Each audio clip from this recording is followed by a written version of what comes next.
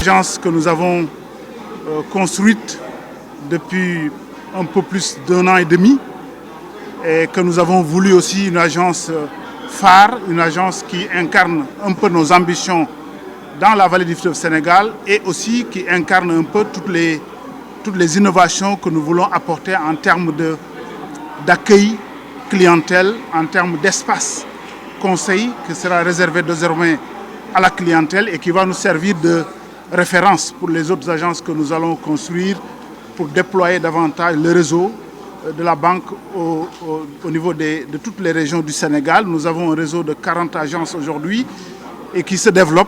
Nous comptons l'amener au moins autour de 50 agences d'ici l'année prochaine, s'il plaît à Dieu, pour assurer une proximité, mais aussi assurer une modernité dans le cadre de l'accueil que nous voulons, en tout cas un accueil de qualité, un espace convivial et permettre à ce que nos clients soient dans les meilleures conditions possibles d'accueil. C'est ça qui nous a réunis aujourd'hui à Ross Béthio.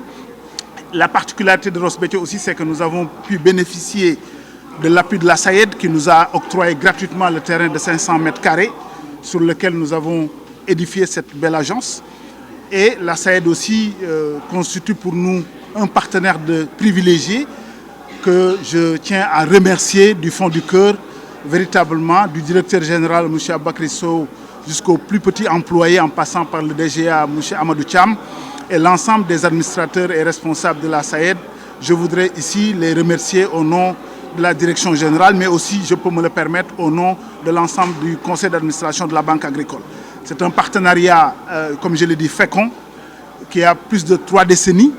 Et nous avons, comme je l'ai dit tantôt, remercié nos prédécesseurs qui ont eu, en tout cas, l'intelligence de nouer ce partenariat, dont nous avons la charge, en tout cas, la lourde responsabilité d'amplifier, de bonifier et de faire en sorte que, justement, nous puissions faire tout cela au bénéfice de nos populations. Encore une fois, ce qui se joue aujourd'hui, c'est au-delà de nos personnes, de nos institutions, c'est l'avenir de nos terroirs, c'est l'avenir de nos populations que nous devons aider à sortir un peu de cette pauvreté, de créer les conditions d'une croissance saine dans les terroirs. Et je pense que toutes les conditions sont réunies dans la vallée du fleuve Sénégal pour atteindre cet objectif. Je dois dire que nous sommes en terrain connu. La banque existe depuis 1984. Elle a connu une évolution tout à fait acceptable et honorable. Nous avons, au mois de juillet dernier, fait ce qu'on appelle un rebranding. Nous sommes passés de CNCAS à la Banque agricole avec une nouvelle identité, mais aussi une nouvelle signature. On a dit que nous sommes experts et ouverts, c'est-à-dire que nous sommes restés dans le secteur primaire comme leader dans le financement et nous creusons davantage notre expertise, mais nous voulons aussi nous ouvrir aux autres secteurs de la vie économique, naturellement, dans les domaines où nous avons des compétences. Et nous avons le plaisir de vous informer que de plus en plus la banque a fait évoluer sa conception du métier. Aujourd'hui, nous travaillons sur 2 axes majeurs. C'est un axe de transformation, disons, digitale et un axe de gestion des risques climatiques. C'est 2 maillons essentiels sur lesquels nous travaillons.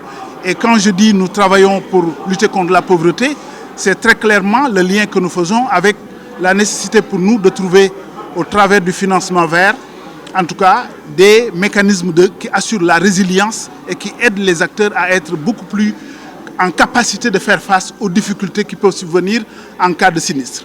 Aujourd'hui, nous avons la Compagnie nationale d'assurance agricole avec qui nous travaillons, mais nous voulons demain, avec notre processus d'accréditation au Fonds vert climat, pouvoir lever des ressources à taux zéro sur le long terme pour appuyer les petits producteurs dont on dit qu'ils sont gaz à effet de serre, qui sont les petits émetteurs, donc qui nécessitent aussi un appui certain parce qu'ils aussi ils font face à, en tout cas, une certaine vulnérabilité. Quand le changement climatique arrive, ce sont les premiers qui, en tout cas, reçoivent le choc. Donc c'est important, c'est quelque chose de déterminant sur lequel nous travaillons. L'autre aspect, il l'a dit, le financement est un métier. Nous le faisons dans ce que nous maîtrisons depuis plus de 30 ans. Diversifier l'offre de services de crédit.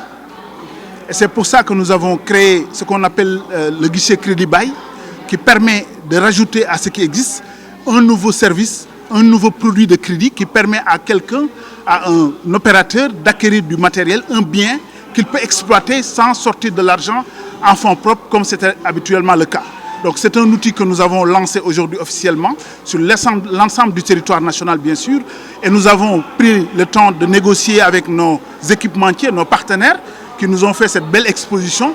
Il y a 3 semaines, nous nous sommes réunis à Dakar, nous avons discuté des principes, nous avons discuté des modalités et nous avons insisté sur la nécessité d'assurer non seulement des équipements de qualité, mais un service après-vente irréprochable.